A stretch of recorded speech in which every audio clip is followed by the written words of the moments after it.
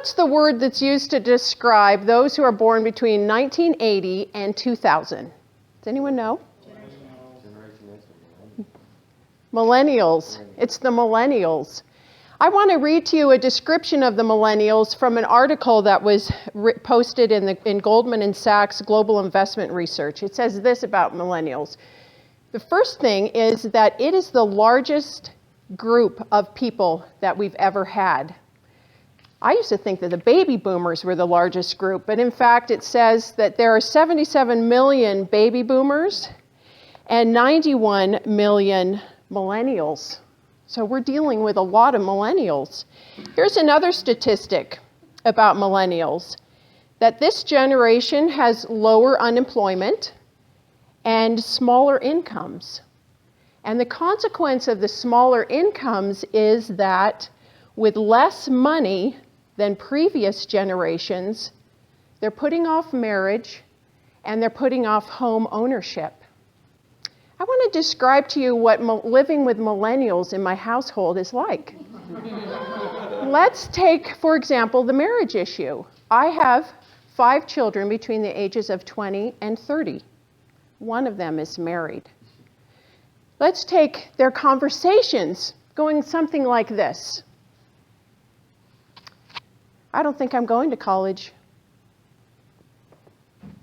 I'm enlisting in the Navy. I like going to class, but I just don't want to do homework. I mean, I know everything that they're teaching anyway. I don't think the college is for me. What? That's all I knew. I mean, my parents graduated from college. All the grandparents of my children graduated from college. My husband and I graduated from college. In fact, the aunts and uncles of my children have master's degrees.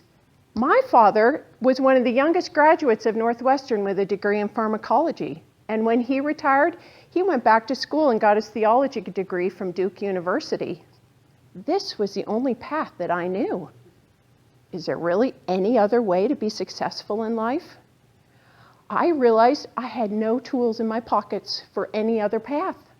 I realized that if I was going to encourage my children, I needed to know how to even support them in some other path besides going to school. So I made a commitment that I was going to set out and answer 3 different questions that I had. The first one was, so if my children aren't going to college, how do I support them? Do I trust that they know what they're doing? Do I trust that they can follow their own inner voice as to what is best for them? The second question I had was, so if they don't have a college degree, how on earth are they going to be successful financially? And my third concern had to do with realizing there were many things that I didn't know. So what did I do? I decided that a financial education was what I needed to start with first. I started reading books. I read Robert Kiyosaki's Rich Dad, Poor Dad. I read his wife's book, Rich Woman. I also read a book by a Jewish rabbi called Thou Shalt Prosper. I went to seminars. I attended webinars. I talked with lawyers. I talked with insurance agents. I even planned my funeral. I wanted to find out everything there was to know about finances so that I could prepare my children. One of the things I learned came from Robert Kiyosaki's book about the 8 conspiracies of the rich. He said there's 3 types of education. There's your academic education of reading, writing, and arithmetic. Then there's your professional education, where you learn a skill.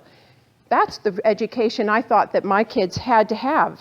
And then there's the financial education. Robert Kiyosaki said that is the education that is missing in our education today.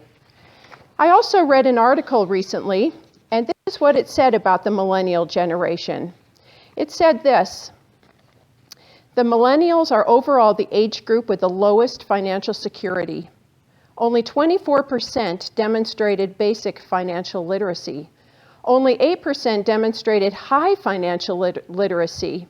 Lack of financial knowledge may jeopardize millennials' financial success. So was I going to tell my children that they have no chance at financial success because they are millennials?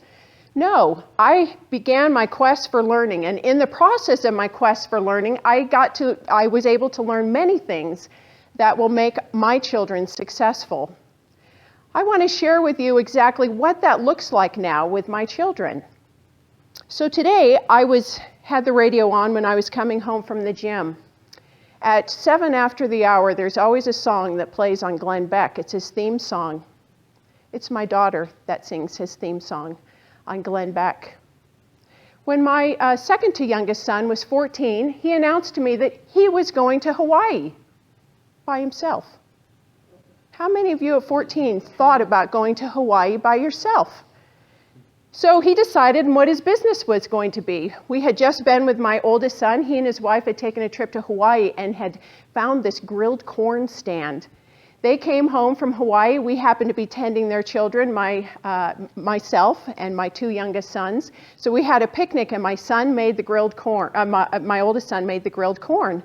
And that's when my 14-year-old said, "That's the business I'm going to do." Well, guess what? 2 weeks later, he had bought his ticket. He was on the plane, and he was off to Hawaii. I'd never met the family he was staying with. I had to just trust him. 2 weeks later, he came back the happiest 14-year-old you'll ever find. He had swum with turtles, he had learned how to surf, and he had snorkeled. He had had the life of his dreams, and he announced to me, "Guess what, Mom? Next summer, I'm going to Tahiti for 2 months to learn French." He had his corn stand, he earned the money, and he spent the summer in Tahiti. I have many other experiences that I could share with you with my children. I am finding that this generation of millennials, they know what they want, and there's many opportunities out there for them to achieve those goals.